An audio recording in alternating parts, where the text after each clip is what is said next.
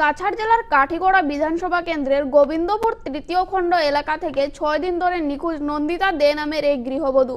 গত 18 মে রবিবার বাবার বাড়ি থেকে নিখোঁজ হন তিনি। নন্দিতার মা যমুনা দে জানান, আত্মীয় স্বজনদের কাছে খোঁজ করেও কোনো তথ্য না মেলায় অবশেষে কাঠিগড়া থানায় নিখোঁজ সংক্রান্ত একটি এজাহার দায়ের করা হয়েছে।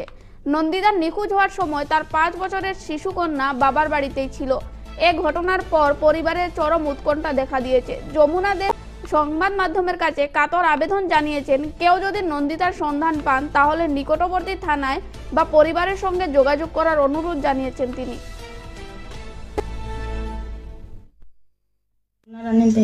আমার মেয়ের নাম নন্দিতা দে, গোবিন্দপুর তৃতীয় খণ্ড। মেয়ে বিবাহিত, মেয়ে একটা আছে 5 বছরের।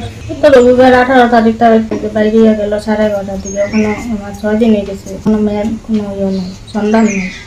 থানা তো এজাহার দেওয়া আছে, আপনারা যদি কোনো দিকে দেখুন আমার মেয়ের, থানা তো জানাই বাবা।